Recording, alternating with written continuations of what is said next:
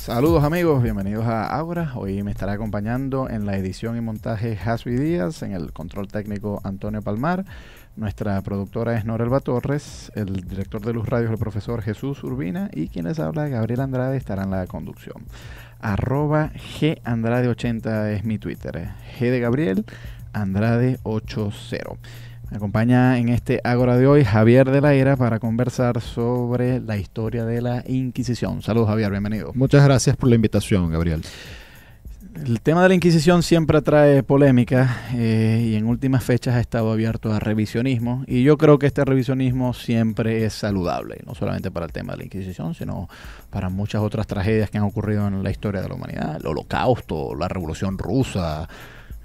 Quizás dentro de algunos años la revolución bolivariana también la podamos someter a revisionismo. Entonces yo creo que el conocimiento histórico continuamente hay que estarlo renovando, y en esta medida pues es saludable hacer esto con la Inquisición, en torno a la cual sospecho pues se han construido algunos mitos que bueno, sería interesante acá desmontar. Empecemos por lo más elemental. ¿Cómo empezó la Inquisición española? Bueno, no la Inquisición española, la Inquisición en general. Bueno, sí, es bueno que lo menciones, porque hay una cierta confusión cuando se aplica el término Inquisición. Pareciera que uno se refiriera a una sola organización burocratizada y distribuida universalmente en el mundo medieval y posmedieval. Eso nunca fue así.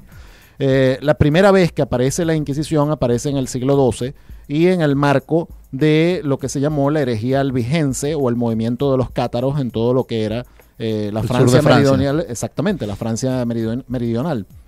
Como respuesta a este gran movimiento, los papas de la época empezaron a instituir pequeños tribunales que no eran un órgano centralizado, sino que era un instrumento para lidiar con los movimientos heréticos que aparecían en el sur de Francia. En este sentido se establecía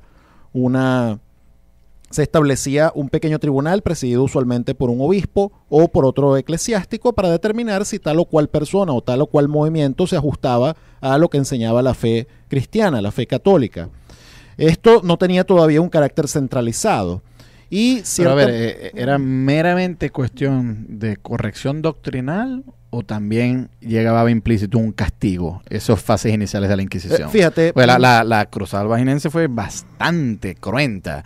De hecho, hay una crónica que yo no sé si será un mito o no, pero cuando van los cruzados a uno de los pueblos y le preguntan al general ¿cómo hacemos para saber quiénes son los herejes y quiénes son los cristianos? El general le responde: mátalos a todos y Dios sabrá distinguir. No sé si es apócrifo o no. No, es un relato real. Es un relato real. Es un relato real. Violento, y por supuesto, o sea, en todas las épocas y en todos los lugares, y creo que con todas las instituciones humanas uno podría encontrar instancias de abuso.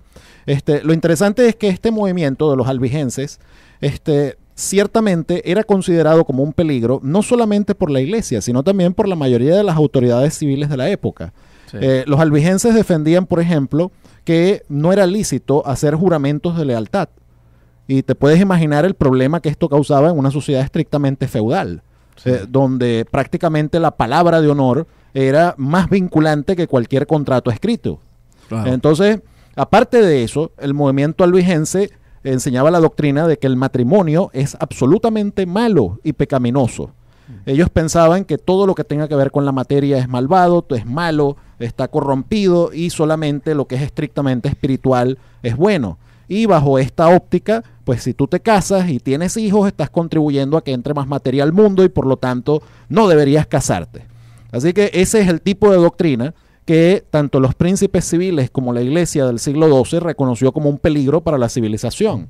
Porque pensaron, bueno, si esta gente llega a tener el predominio, pues ciertamente se pone en peligro todo lo que se ha conseguido hasta ahora.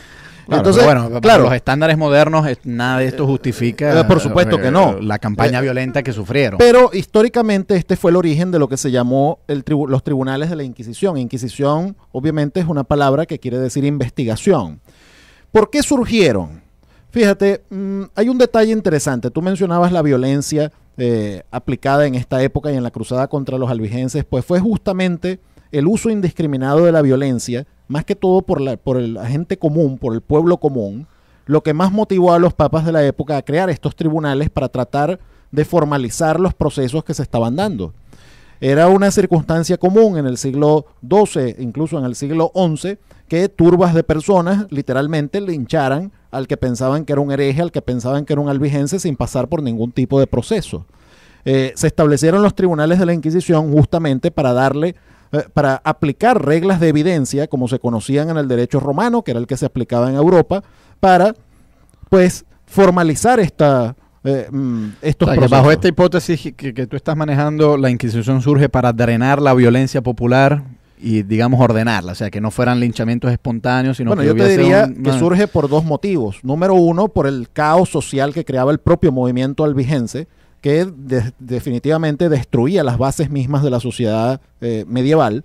Y punto número dos, el hecho de que estaban surgiendo muchas situaciones de violencia arbitraria, la gente literalmente linchaba a estas personas y viceversa, era de bando y bando. Los papas de la época decidieron que era preferible tener un tribunal que decidiera realmente quién podía ser considerado un hereje y quién no. Ahora, hay que considerar también que en el siglo XIII y en prácticamente todo el posmedievo, el delito, la herejía, separarse de la pureza doctrinal, era considerado como un delito civil, no solamente como un delito eclesiástico. Todos los reinos civiles, todos los principados, todos los códigos de leyes civiles del medioevo y del posmedievo, pues contemplaban que el separarse de la fe cristiana era equivalente a un crimen de Estado. Entonces, es una circunstancia histórica diferente. Bueno, no se pueden aplicar los mismos estándares que aplicaríamos hoy en día. No, yo ahí discrepo. Yo ahí discrepo porque eso casi suena a relativismo. La noción de que no podemos juzgar a otra época con los parámetros de nuestra época, yo eso no lo puedo aceptar. Yo creo que hay un criterio universal y que lo que estuvo mal en el siglo XIII sigue estando mal en el siglo XXI y viceversa. Yo puedo conceder que el Tribunal de la Inquisición fue quizás el mal menor frente a estas turbas que surgen, etcétera. Y bueno, en que en cierta medida pudo haber contribuido a una cierta mejora, pero sigue siendo un mal. Que sea menor es otra cosa, pero sigue siendo mal. Y bueno, yo creo que con el tiempo, un tribunal que también contribuyó a mucho daño en la Europa occidental. Vamos a dejar eso para el segmento que viene. Seguimos conversando sobre el desarrollo del Tribunal de la Inquisición. Para eso me acompaña Javier de la Era. Mi Twitter, @GAndrade80. Escuchamos de Rosario Flores un tema que se llama De Mil Colores. Luego vamos con un avance informativo y ya regresamos.